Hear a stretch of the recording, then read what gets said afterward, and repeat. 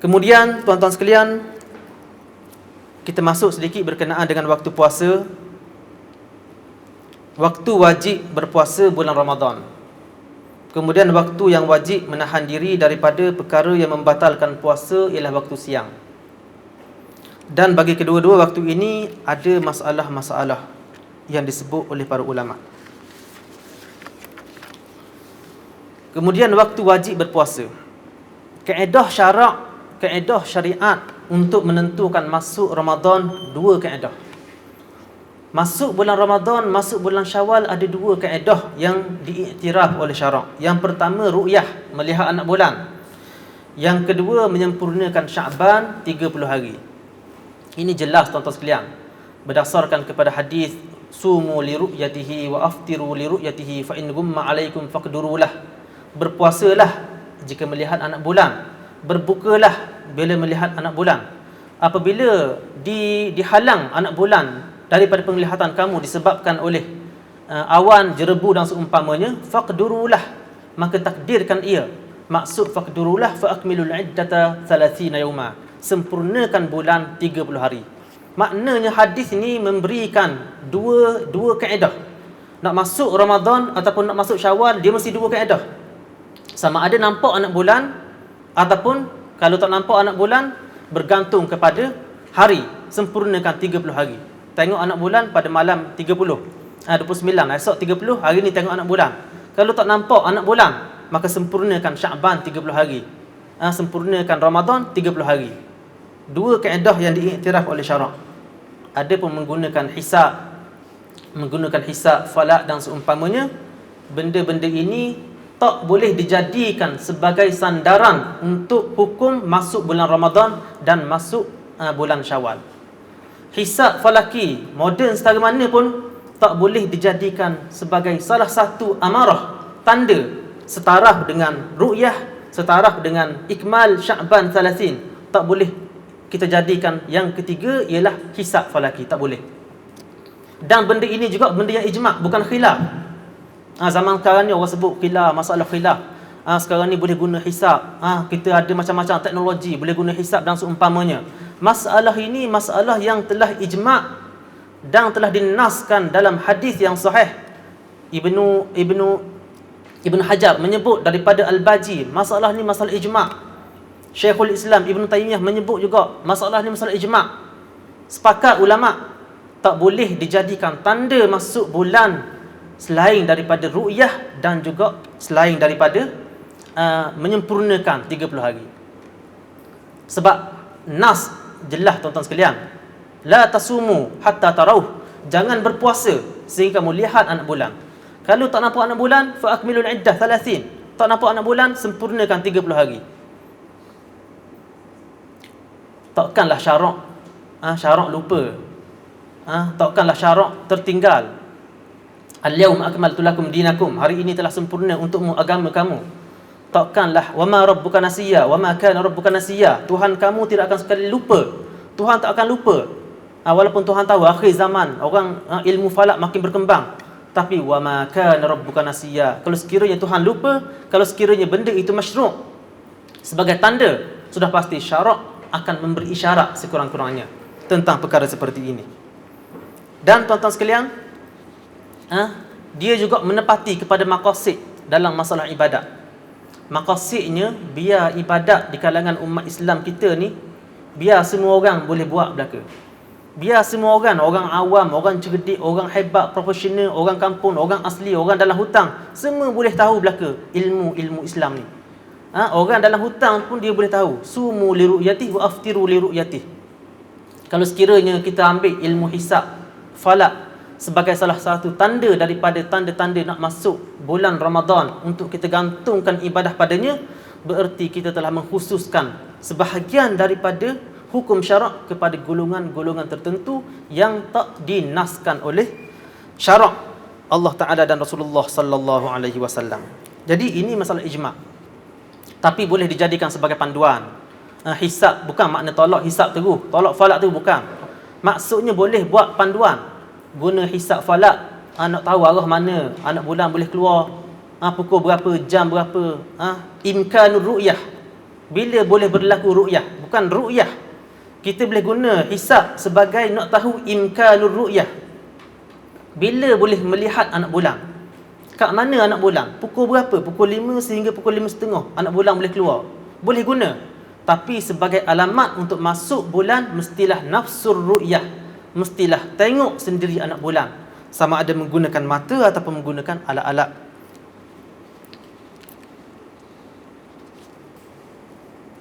Jika anak bulan dilihat sebelum tergelincir matahari. Jika anak bulan dilihat sebelum tergelincir matahari, terdapat khilaf ulama. Tuan-tuan sekalian, tengok anak bulan dia start daripada selepas zawal. Maknanya selepas zuhur baru start anak bulan. Nampak tak nampak itu kedian kira. Selepas zuhur ni pukul 2.30, 3.30 boleh dah tuan-tuan keluar rumah tengok anak bulan. Kalau nampak lah. Biasanya tak nampak biasanya. Ada matahari tak nampak. Tapi kadang-kadang kalau berlaku mendung ataupun berlaku gerhana mungkin tak nampak, cahaya matahari tak kuat, kadang-kadang boleh nampak anak bulan pada waktu siang. Jadi melihat anak bulan, start waktu melihat anak bulan ialah selepas zawal. Bila lihat anak bulan selepas zawal, maknanya selepas zuhur. Nampak anak bulan, maknanya esok waktu puasa. Tengok anak bulan esok puasa. Cuma khilaf, kalau tengok anak bulan waktu pagi, pukul 7.30 pagi, waktu matahari tak naik, nampak anak bulan. Adakah anak bulan itu anak bulan semalam ataupun yang esok?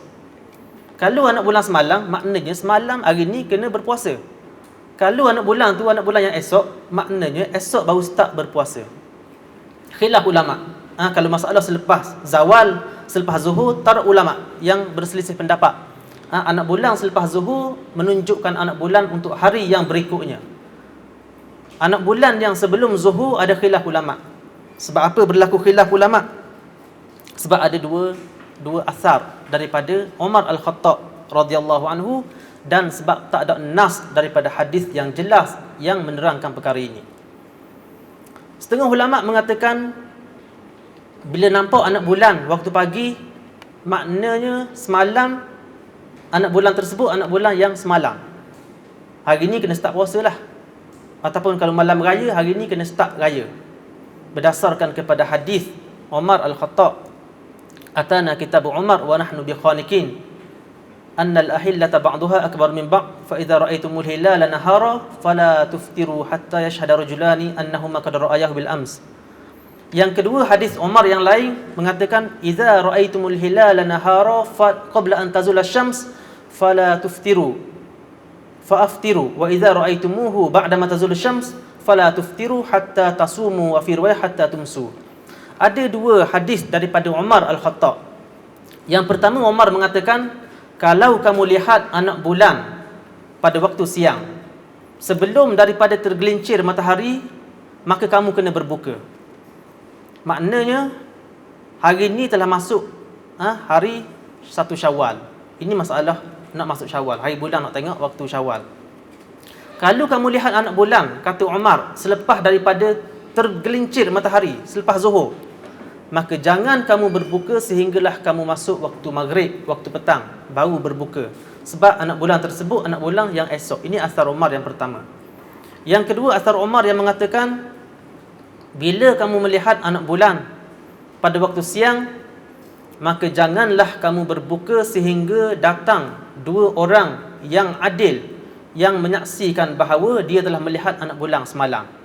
Kalau tengok anak bulan sama ada waktu pagi, waktu petang, mestilah ada dua orang yang mengatakan telah tengok semalam, barulah kita boleh mengatakan anak bulan tersebut anak bulan yang semalam.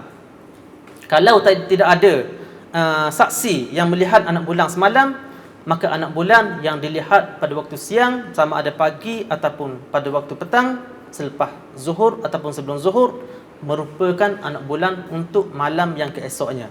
Jadi khilaf yang disebut oleh para ulama.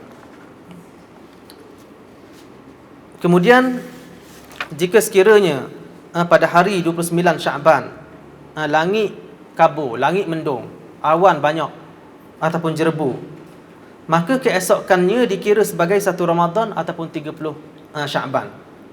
Ini khilaf yang masyhur di kalangan ulama. Jumhur mengatakan mesti menyempurnakan Syaban 30 hari. berdasarkan kepada sumu li ru'yatihi wa aftiru li ru'yatihi fa in ghumma 'alaikum faqdurulah wa fi riwayah fa akmilul 'iddata 30. Berpuasalah bila nampak anak bulan dan berbukalah bila nampak anak bulan. Jika sekiranya bulan terlindung oleh sesuatu seperti awan dan seumpamanya, maka hendaklah kamu sempurnakan 30 Syaban. Ini jumhur ulama. Manakala dalam mazhab Hambali mengatakan mestilah kita mentakdirkan bahawa esok merupakan 1 Ramadan. Kita sempitkan waktu Syaban berdasarkan kepada riwayat faqdurulah dalam Bukhari Muslim, faqdurulah, takdirkan ia. Bila tak nampak anak bulan, kata mazhab Ahmad, takdirkan ia. Apa maksud takdir? Maksud takdir katanya dayyiku, sempitkan dia. Sempitkan Syaban daripada 30 kepada 29. Maknanya esok masuk satu Ramadan. Sempitkan sebab mereka mengatakan dalam bahasa Arab perkataan qadar ditafsirkan dengan makna tadyik, maknanya menyempitkan. Antaranya Allahu yabsutur rizqa liman yasha' wa yaqdir.